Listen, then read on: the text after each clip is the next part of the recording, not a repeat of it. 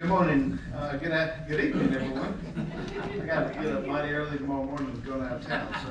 You already dreading it, huh? Already dreading it. A couple things for you to consider to be put on the, meeting agenda tonight. The first one is a development agreement. We have a project that's actually going to be announced during the bids tonight. It's a drainage project on Columbus Parkway around South 4th Street. The adjacent property owner there is going to be involved in this project because it will benefit the property, and also some of the construction is on their property. So it is an agreement that we need to have so they can participate in the construction costs of this drainage project. The participant is IntelliVest LLC, and the agreed to amount of participation is $88,000 towards the cost of the construction project. And then also they have already paid $30,000 for the design of the plan. So I'd like to recommend this to be added to the agenda, and I'll be happy to answer any questions about this. Scott, Yes, sir. I'm not getting the same numbers to agree with the work session and the council. Right. The agreement was drafted with our engineering estimate. And last week we opened the bids, and so that was where the difference in the cost of the construction project came in, was the difference between the engineering estimate cost and the construction estimate cost. $83,972.50 more. The construction, the bid cost? Yeah, it was more. I don't know the math, but, $83,972.50. right. Okay, other questions? Pleasure to council, make that resolution number 10. Okay, thank you so much. The next resolution is an agreement for professional services with Skipper Consulting Incorporated. Skipper is a traffic engineer firm out of Birmingham. They're well renowned for traffic analysis and planning. They've done a lot of work all over the state. We are looking at getting Skipper to do a transportation analysis on the west side of the city, between Pepperell Parkway and Frederick Road and Gateway Drive. Recent projections have said that those three roadways are going to reach capacity before we're ready for them. And so what the administration and engineering department are looking at is ways to add more transportation infrastructure and facilities to help alleviate the traffic congestion and buildup of those major corridors. So we're looking to have Skipper do some analysis of the whole area, and also advise us of what transportation features need to be looked at in this area as we go forward. Be glad to answer any questions on that proposal as well. This basically where Thompson runs into Gateway where the red light is. That is one extent, and then of course we go all the way up then we go west from there to Pepperell Parkway and Veterans, and then down to Frederick Road around Cunningham. So that's the big rectangle we're looking at studying, because those are the three roadways that are in question. Okay, other questions? Pleasure the council, make that resolution number 11. Thank you. Thank you. We do have a couple of add-ons, and I think that Mr. Gunner is going to discuss those with us. Please. What's the engagement letter? The first one that Bob is handing out is an engagement letter to hire some legal representation in reference to the quarry.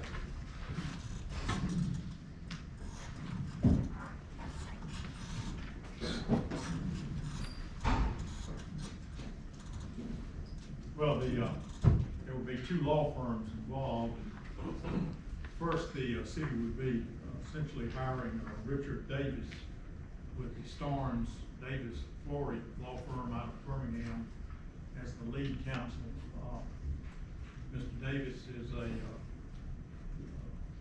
litigator with a national reputation, and if you read his attorney profile, you will see that he has received a lot of honors in his lifetime, beginning with when he was in law school. He was editor-in-chief of the Law Review, which is the most prestigious position you can hold in law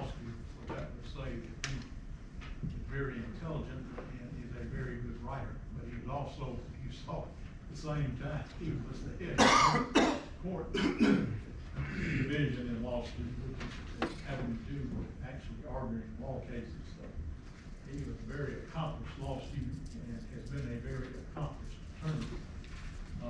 He is a premier lawyer in the environmental field. If you notice, he was voted 2 years, well, 2017 and 2019 as the environmental lawyer of the year in Birmingham. So that includes all those huge law firms in Birmingham. So he has handled, as I mentioned, a quarry case in which he got injunctive relief in favor of Alabama University involving a quarry. So he's experienced in that field. So I think he would be the ideal lawyer to represent the city in this case.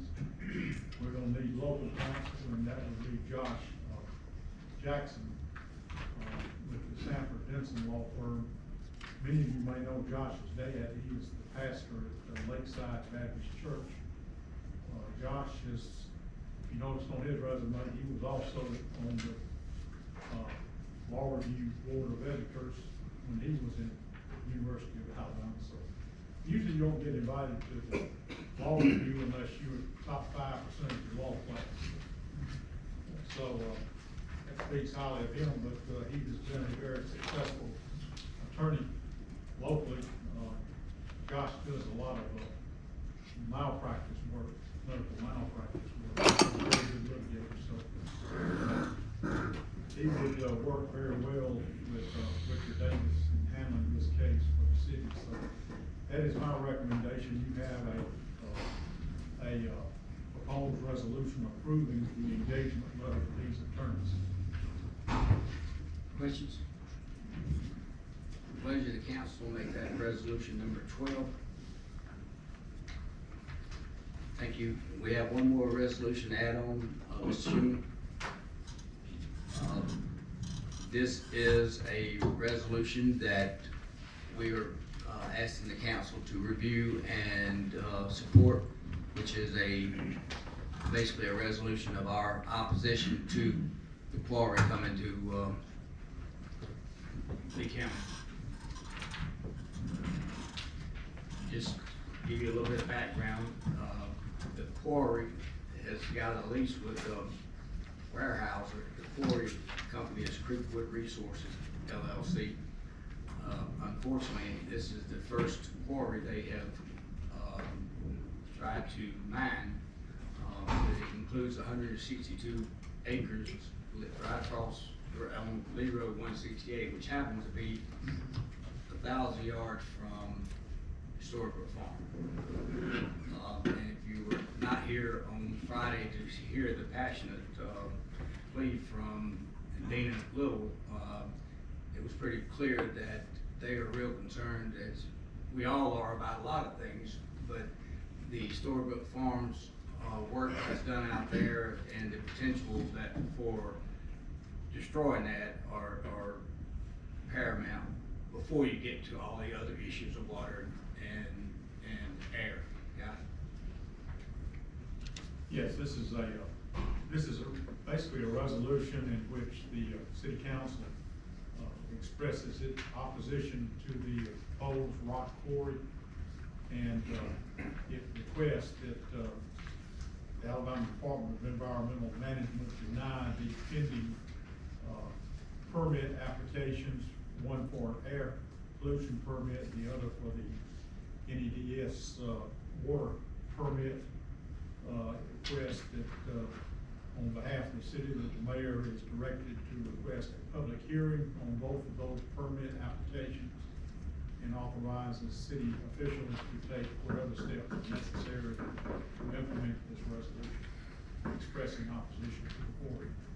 So that's what the resolution states. Questions, comments? Pleasure of the council to make that resolution number 13. Mr. Mayor? Right over here, Mr. President. Mr. Schuman? Ms. Dillon?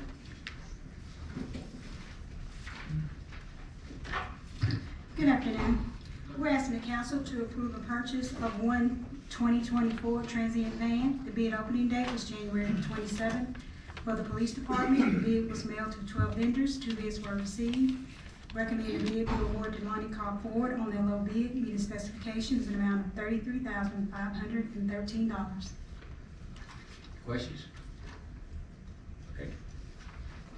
Next, we're asking the council to approve a contract for the Rocky Brook culvert replacement. The bid opening date was January 28th. For engineering, the bid was mailed to 12 vendors. 6 bids were received. Recommend the contract be awarded to Hudson Construction on their low bid, meeting specifications in an amount of $366,402. Questions? We're asking the council to repeal or replace resolution number 14-20 that awarded Siemens Industry a bid for the single voltage regulators for the total bid price of $32,510. On January the 21st, the council awarded the bid to Siemens Industry for a total bid price of $32,510. The bid price was a per unit price, not a total price. We're asking the council to repeal or replace the resolution with the resolution that's on the agenda tonight, awarding the bid to Siemens Industry for a total bid amount of $617,690. Typo? Yeah. Yeah. 32,000 sounds much better. Yeah, it did. Next. That's what one unit costs, but you're looking at 7 to 12 units. Next, we're asking the council to approve a contract for the Columbus Parkway and Televis stormwater conveyance. The bid opening date was January 28th for the engineering department. The bid was mailed to 12 vendors. 5 bids were received. Recommend the contract be awarded to Evergreen Erosion Control on their low bid, meeting specifications amount of $738,972.50. Okay, David, will you and Scott tell us how those two go together? The one that Scott presented just a little while ago? I'll let Scott explain it. Okay, please. It is the same project. Again, we generated the estimate before the bids were. This one certainly was higher than our estimated price. So it's the same project that we're working with Intelivest on the corner of South 4th Street.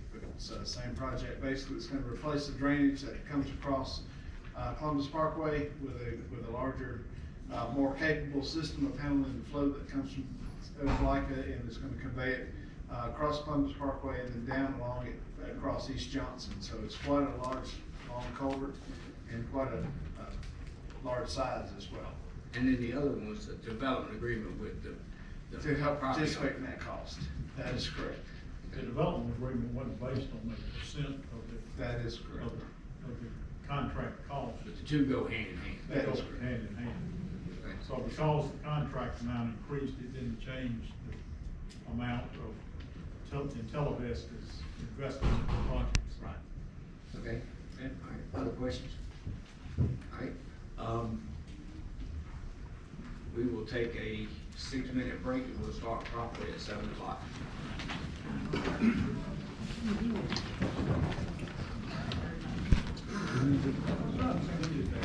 you.